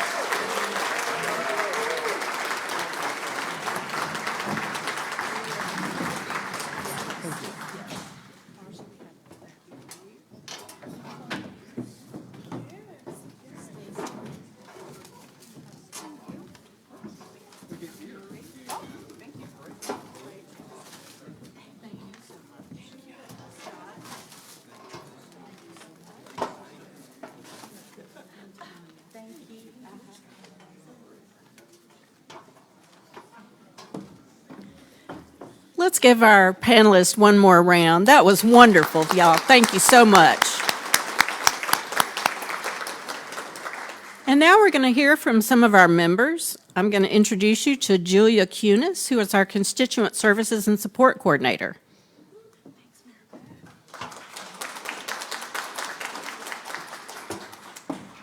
Good afternoon, everyone.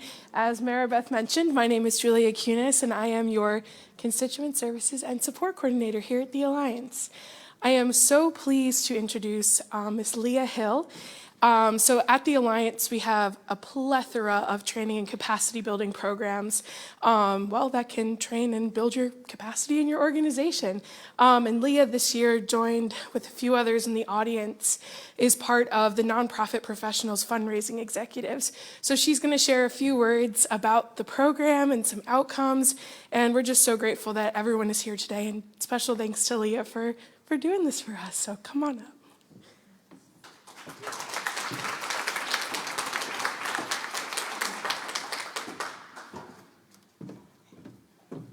So thank you, Julia.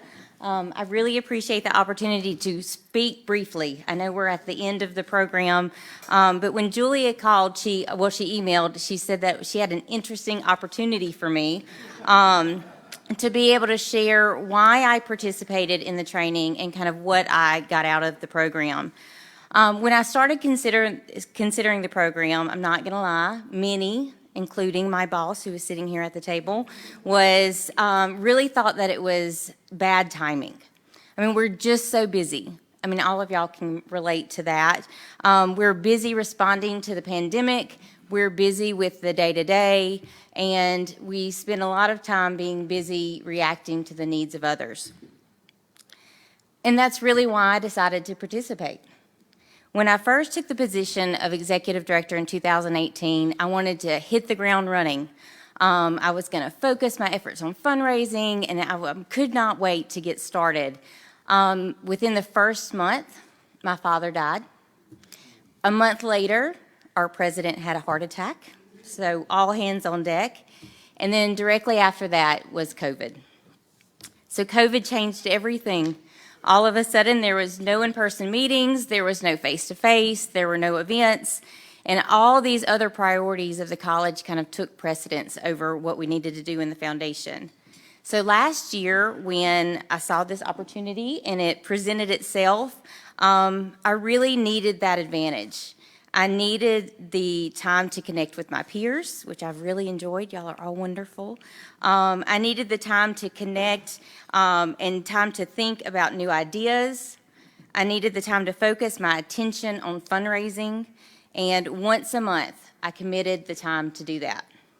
This program, amidst all this busyness that we all deal with, gave me needed exposure and dedicated time to figure out what do we do, how are we doing it, and then how do we do that better. This experience has led to new partnerships that we're really excited about. People that I met through the program are now we're doing business together and they're consulting for us, and it has fueled our intent to start a $10 million capital campaign, and that really came from this program. So I couldn't be more pleased with my takeaway from the program. And the one thing that I would like you to consider, that if you are thinking about going through some training or a refresher course, or you have someone in your office or your organization that you think could benefit from it, it really is wonderful, and I would encourage you to do that. So thank you.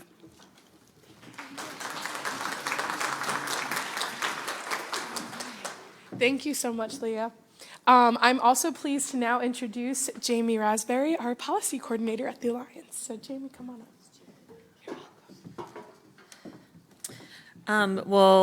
So as Julia said, I lead our policy work at the Alliance, and I'm so glad that y'all talked about policy up here. That made me smile at my table. So I lead our affinity groups that we have, where we focus on health, education, and workforce development across the state. So we're doing some great things in that world. And I'm pleased to introduce Melanie Powell. So she has a really unique perspective that she's going to share. She's also been a part of the fundraising learning track, but she has recently moved into a new role. So she has gone from executive director of a nonprofit to executive director of a foundation now. So she's going to speak a little bit to how the Alliance plays a role in kind of transitioning from one sector to the next. So Melanie.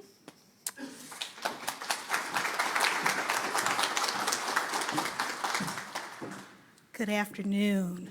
So when I got the call about speaking, I got the call and I was like, you're calling me for some hot tamales because I'm coming down to Jackson? She was like, no, Melanie, I want you to talk about your transition. It has indeed been a different transition, because coming from being an executive director at a small nonprofit, now going to a foundation where you have 67 funds, $3 million in assets, and having the opportunity to support those nonprofits where you were on the other side is a lot. I am very appreciative to the Alliance, because prior to, I'm a part of the cohort with Leah in learning about fundraising and being able to interact with my colleagues who are doing the work and learning a lot from them. When I started in the fundraising cohort, I was the executive director at the Tutwiler Community Education Center, and our center had flooded, and I had never done a capital campaign, but I had the opportunity to take what I've learned from the fundraising class to apply it to raising money to replace a floor, a roof, a center that's 30 years old that children and adults come to every day.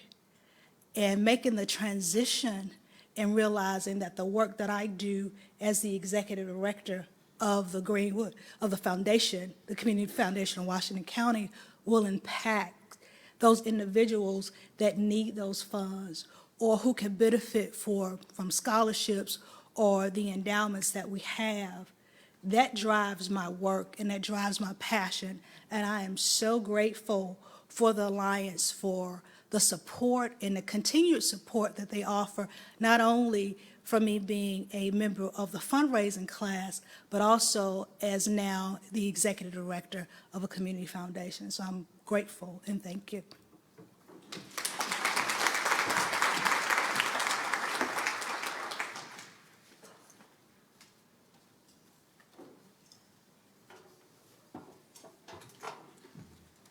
Wow. It just is amazing. It does my heart good to have heard everything that we've heard today, to have the conversations that we've had, to hear the panel reinforcing, unanimously the value of collaboration, the importance of collaboration, not just among nonprofits, but between all the sectors that were represented on this panel. That includes public, private sector, business sector, all of the people that are interested in making life better for kids, families, and communities. We firmly believe at the Alliance that partnership and collaboration is the way to go. And I think it was Scott that said, no entity can do it on its own. So it's a matter of finding others with like interest and figuring out how we come together, who does what, how we avoid duplication, but at the same time work toward the same impacts and results that we're looking for. So it's just been a remarkable day for me, and I hope for you all as well. Some of the partnerships, the Hub Network was mentioned, our work with Volunteer Mississippi, and Krista, I see you out there. The partnership that has been is just remarkable. We now have volunteer hubs all across the state, volunteer and nonprofit hubs all across the state that are working with volunteers, with nonprofits, with philanthropy in the region. So we begin to think about, what does decentralization look like? For so long everything ran out of Jackson. The question now becomes, how do we decentralize that? Because Lord knows Jackson is not the hub of the universe. You may not have recognized that, but it's not. But so our question becomes, how do we decentralize and get services out, fitting in with the conversation, I think, Rachel, that you said about the voice of the people on the ground. How do we get better informed through those voices? And it's us doing a better job of being out about, talking with, learning from people on the ground, and that network, the Hub Network, allows us to do that. So it's just a remarkable thing. And again, we thank everybody so much for being here. Any annual meeting, though, always has to have some awards and recognitions. You just can't have an annual meeting without recognition stuff. I mean, it's like, and I want to do that because, over the 3 years, it's just been remarkable, the amount of work that's been done, and the people that have been involved are just totally amazing. So I want to talk just a minute about that, beginning with people that have been involved in the affinity groups that Jamie Rasberry mentioned. We've got an education affinity group, a health affinity group, and a workforce affinity group. And that whole system was created because we felt like we did need to move into that ability to help policy change, to work in the systems change arena, and to begin to think about and go deep on those subject and issue areas so that we understand them better. We need to understand what philanthropy and nonprofits are doing, but we also need to understand what the public sector is doing, and we need to figure out where the gaps are between those two, and then come together to figure out how to fill some of those gaps. So, in those three areas, we're working very diligently, and I always refer to it as those are the places where the sausage gets made. Or if you've seen the musical Hamilton, it's the room where it happens. So it's the place that you go deep into that particular issue area. And so I want to recognize Lloyd Gray, who has chaired the Education Affinity Group since its beginning, and the other two groups are fairly new, and we will be having a chair to recognize from those groups very, very soon. But many of you may be actually participating in one of those. If you're on one of the and working on one of the affinity groups, hold your hand up, because you're doing all over the place, because that's where some of the work's going to happen, and it's where we're going to make some difference. And we've been working particularly on the digital divide issue and the equity questions that get posed when you begin to look at who has access to technology and who doesn't, and how you begin to frame the work around digital divide from an equity lens is one we've been working on for quite a while and have had some success, I think, at. So thank you, Lloyd, for your leadership on that. Also want to say that, and I mentioned this a little earlier in my first remarks, the board of directors. You know, we have a wonderful board that I believe truly understands what it means to do appropriate governance, to do the appropriate oversight, to provide the right amount of accountability, and to engage in the work of a nonprofit organization. Our board started with the merger where we had the two executive committees of the old Mississippi Association of Grantmakers and the Center for Nonprofit. We had those executive committee come together, and they constituted the very first board that met, and at their first board meeting said, we don't need to look like we look now. We need to look different. We need to expand. We need to be more diverse. We need to have more opinion of thought. We need to have all of the things that it takes to make a great board. So at their very first meeting, that's what they did. So we I believe, at this point have a great board that has taken their responsibilities extremely seriously and are doing some good work for you out there. There's obviously, anytime you have a working board, they're usually on a tenure, a term limit, a rotate off kind of thing. And, you know, unfortunately, sometimes other things come into play, like life issues or their own organization issues that cause them to need to go off and do something else. So we've got 5 board members that either through retiring from their previous job or getting involved in a huge project in their own organization, or their term limits came up, are rotating off. I believe maybe just one of those. Mike Claiborne, are you still here? Well, we may have none of those board members.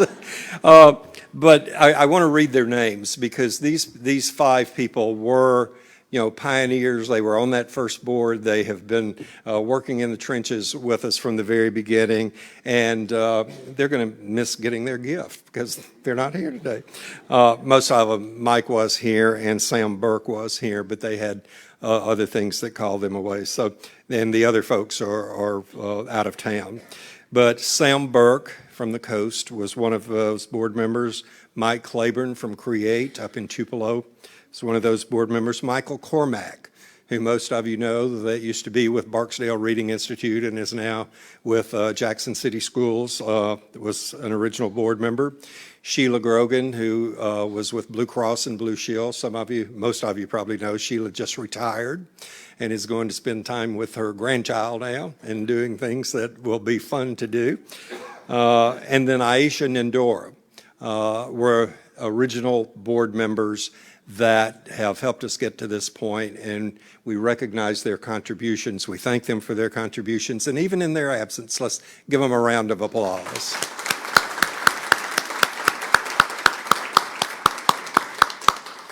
And we will get their gifts to them. There's a couple of other, people that I want to recognize, and these 4 people that I'm going to mention, again, only one of which is here with us today, but these are consultants, and usually consultants don't get recognized at events like this. But when we started out, we were so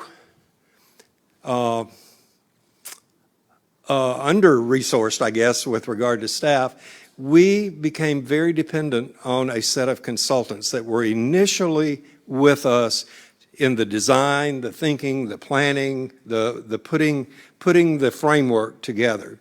And they have now decreased their responsibilities and are no longer at the level certainly that they were then. But the Alliance would not be what it is today had these people not been part of our work early on. And I want to recognize them, and then actually we've got a little gift for them as well. And Mary Ellen Calvert, are you here still? There's Mary Ellen. When we talk about the principles and practices and standards that are now part of the Excellence in Action training and underpin everything that we do, This is the person that pushed that from the very beginning and said, you need to be basing this off of a set of you need to be doing this off a set of best practice standards. So Mary Ellen, thank you for that. Yeah. The other person that was incredibly valuable from the very beginning, and most of you may know her, is Nancy Pereira.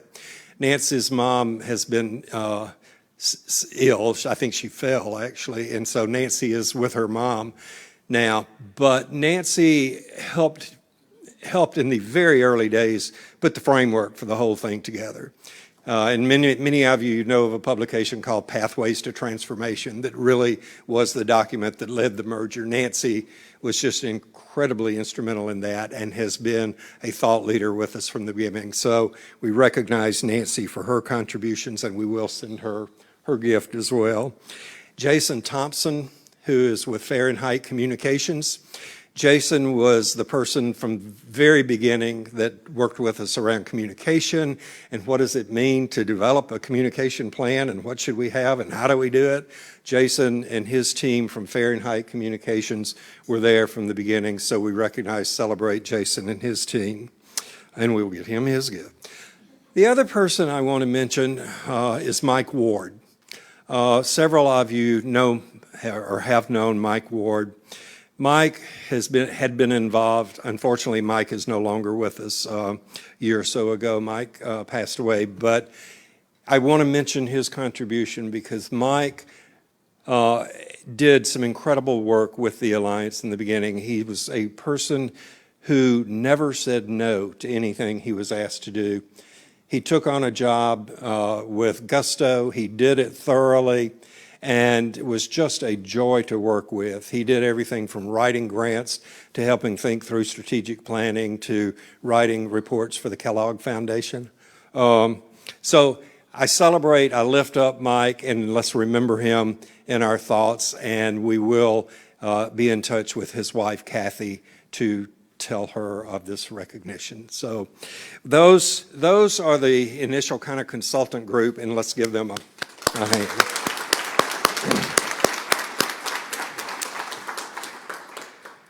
As retiring board members leave, and I mentioned those 5 that are leaving, we are just delighted to welcome new board members.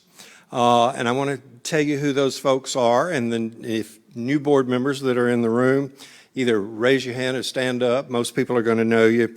Portia Espy is here. Portia is coming on the board and was with the board for the first meeting this morning. Thank you very much. Most of you will know Rena Evers Everett.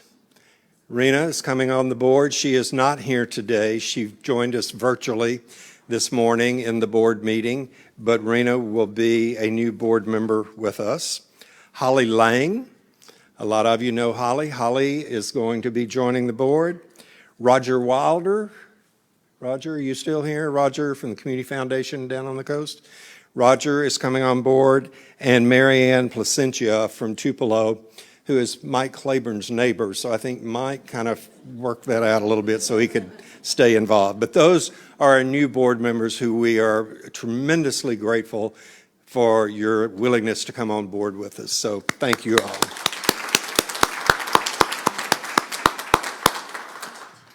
See, there's always recognition here. I got to do a few more. Stick with me.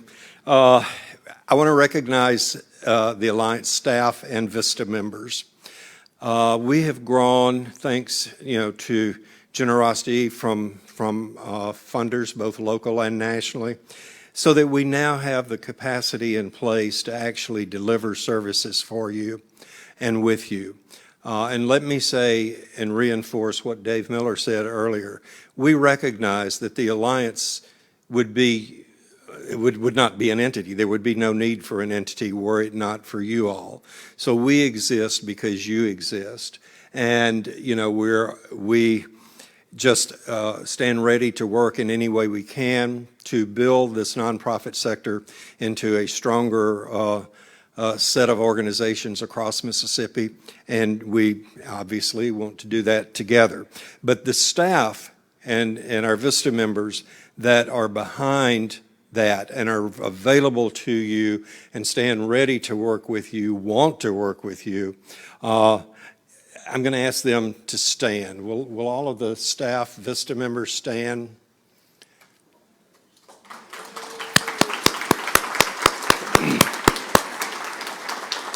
And because most places in these events don't ever read their names, they just say stand, I'm going to read their names, and I'll do agree. But Jamie Beatty, these are in alphabetical order. Jamie Beatty, Central Mississippi Hub Director. Robin Brooks, Policy Administrative Assistant. Ellen Collins, Associate Director. Jason Easley, Bookkeeper. Shernika Ferguson, Research Specialist. Sandra Johnson, Executive Coordinator. DeLorean King, Innovations Lab Assistant. Julia Cunis, Constituent Services and Support Coordinator. Dave Miller, Chief Program Officer. Jamie Rasberry, Policy Coordinator. And the only one that I took out of alphabetical order is Maribeth Kitchens. And I did that on purpose because Maribeth is the person, the team leader, the driving force behind making today happen. So I wanted to pull her out.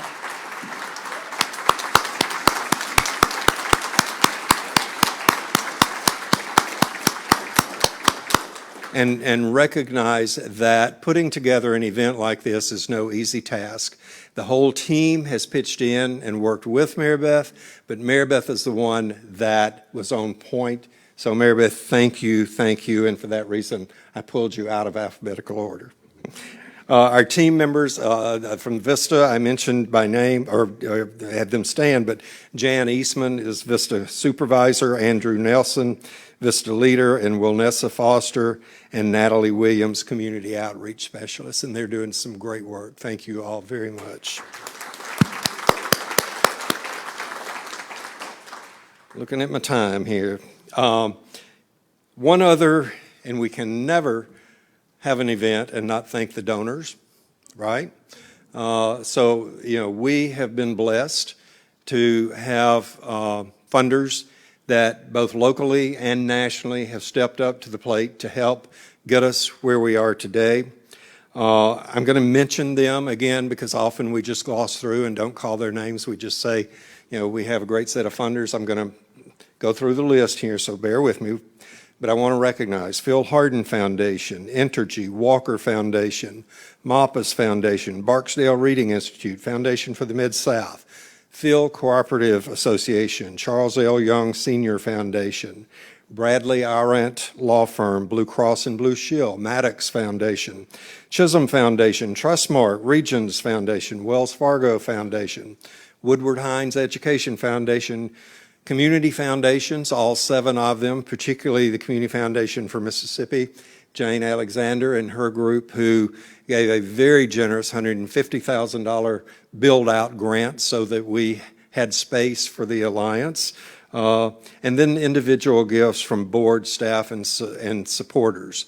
Non-local, national, from W.K. Kellogg Foundation, that I just have to say, when we've been talking about what we want to have in a relationship between a nonprofit and a funder, we're so blessed that our relationship with Kellogg and the Mississippi team has evolved into that relationship that you want to see. We talk to each other, we meet with each other, we talk about what we're trying to achieve, what each other wants in order to have a win situation out of it, and then we strategize together. So we're blessed that Kellogg has been with us from the beginning and is still with us today. We also are blessed to have gotten money from Ford Foundation and the Fidelity Trustees Initiative. If I inadvertently left anyone out, please forgive me, I didn't mean to. But this is where I end my comments with a plea to any funder that's in the room that wasn't mentioned. There are opportunities with the Alliance to make a difference in Mississippi, to build the capacity of nonprofits across the state and the capacity of philanthropy, and to be a part of this innovative national model that brings the two together in ways they haven't before.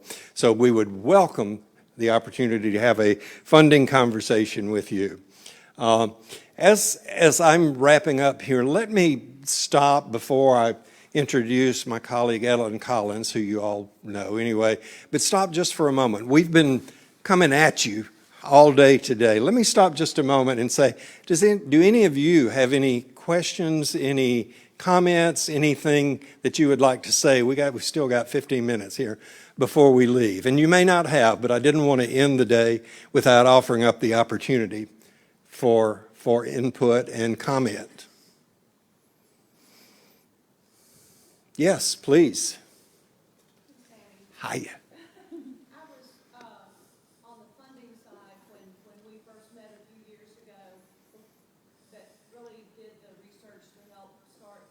Yep. And now I'm back on the asking for money side. So I'm wondering, one of the things that we found out in that research was that the type of things that funders fund most often is program work, and the type of funding that most nonprofits need It's general operating. So how is the Alliance moving the needle on helping to increase operational funds for nonprofits in Mississippi? We certainly have that conversation with our funder network, the funder members.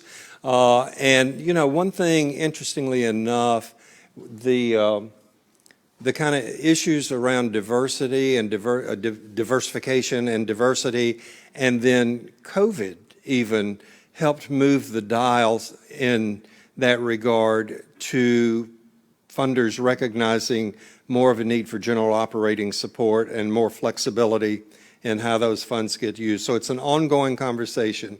We actually are in that same boat. I mean, we got a lot, some of these monies that I mentioned are program funds. And so our struggle too is around general operating and program. And, you know, we're happy to have some of both, but we need more general operating money. But it's an ongoing conversation. It's ongoing dialogue. I invite any other funders in the audience to talk to that. I think there is a growing recognition of that. I certainly hear at the national level a larger conversation about more flexibility, more operating support. Anybody else hearing that? Yes, I'll call it.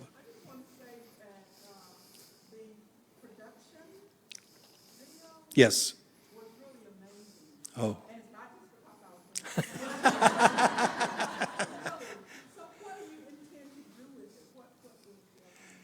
Yeah, Dave, you want to address that? And Chandler Griffith, again, let us recognize the people that put it together. Chandler and team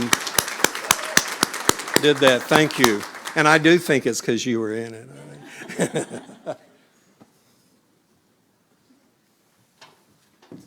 It's a great question. So certainly for social media purposes and helping to spread the word about the programs that exist, but really even beyond that, number one, it exists on our website. So it's on our platforms. We're getting it out there as widely as we can. But in turn, hopefully it's used as an inspirational tool as we're working with other organizations so they can see what effective storytelling can look like and how they can use that for their own organization, and we can use it as a discussion tool. So I think, you know, we're always looking for additional opportunities, and Chandler's always so good. God, yes. Right on cue. Right on cue. You all are going to receive, if you have not already, these wonderful 4x6 cards that have links to not only our video, but the pitch or the videos that were done with the pilot participants. So as we talked about, through the lab, you get the opportunity to work with Blue Magnolia for your own production, but you can see what this looks like for organizations who went through the pilot as well. So, you know, hopefully it's an instructional tool and a communications tool, but certainly open to any other ideas. Great question. Other comments, questions? We got a couple of more minutes for. Yes, Lloyd. Sami, you've been recognizing a lot of people, but there's another person that this organization would be nowhere near where it is and what it is, and that's you.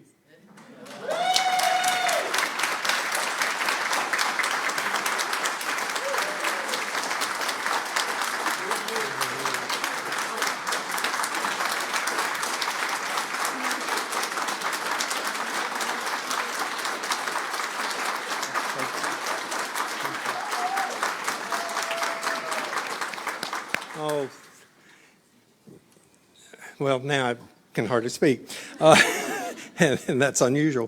Thank you all so much. I tell you, when I came back to Mississippi after having been away for 25 years, I came back ostensibly to retire and kind of, do a little consulting here and there, and got pulled into the work at that time with the Mississippi Association of Grant Makers, which ultimately led to this. This has been an opportunity and a journey that's ongoing, but it's been an opportunity that has just been remarkable from a standpoint of, can we create something that is not only good for Mississippi, but is good for the field, and that can have an impact in influencing the way business gets done? Can we create a new business model? And to be able to have been a part of that, and it's just my thanks to you all for helping make that happen and for allowing me to play a little role in it. So thank you, Lord, and thank you all. That's remarkable. So now we're right on schedule for me to introduce my colleague, Ellen Collins. Ellen is the Associate Director of the Alliance and is just a remarkable, not only a remarkable individual, but a remarkable administrator. She's the person that when I see numbers and can't figure out what they mean, I always like, Ellen, help me. And she always does. So I am so grateful for that. She is a wonderful, wonderful person to work with, and she is incredibly valuable to the Alliance, and I can't imagine doing this work without you, Ellen. So.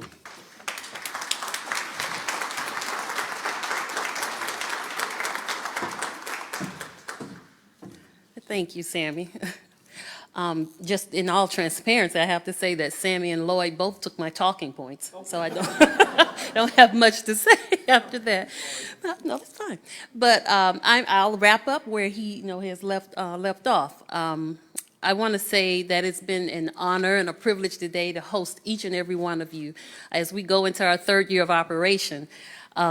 We are just happy to be serving you. As Sami said, we would not exist if it were not for our members. And so we just want to thank you for allowing us to serve you. As we get ready to wrap up, I also want to thank our panelists who joined us today. I think they're still in the room, yes. And Marshall Ramsey for delighting us with his commentary. Thank you again. And to the two museums for hosting us today. So thank you. Before we go, there is, we'd like for everybody to know, at each table, there is one dessert plate that has a colored dot underneath. So if you're sitting at that spot, look under your dessert plate. You are the winner of the beautiful floral arrangement that is on your table. So it's just, and if you need to circle around the table and find it,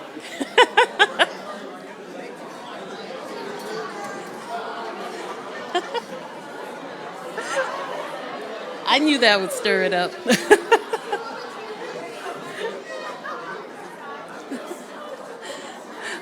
Okay. All right. They're fighting over it? Okay. And finally, we have two conversations that will happen today immediately after this. For those who are participating in our funders discussion, that will take place in the Brunini conference room on the second floor. And for those participating in the coffee and conversation discussion, you can proceed to the Spiro Pete Cora, I hope I pronounced that correctly, classroom. And I think that's on, it's on the history side. Thank you, Maribeth. And so again, I just want to say thank you again for everyone. This has just been a wonderful day, and I was going to recognize Sami when Lloyd said it, but I just want to just say thank you to Sami for giving me the opportunity to work with you. It's been wonderful. I don't think I've ever shared this story to you, but when I was a little kid, I grew up, I called myself as a sidekick with my grandpa. And I'm not saying that you're old. I'm not saying that.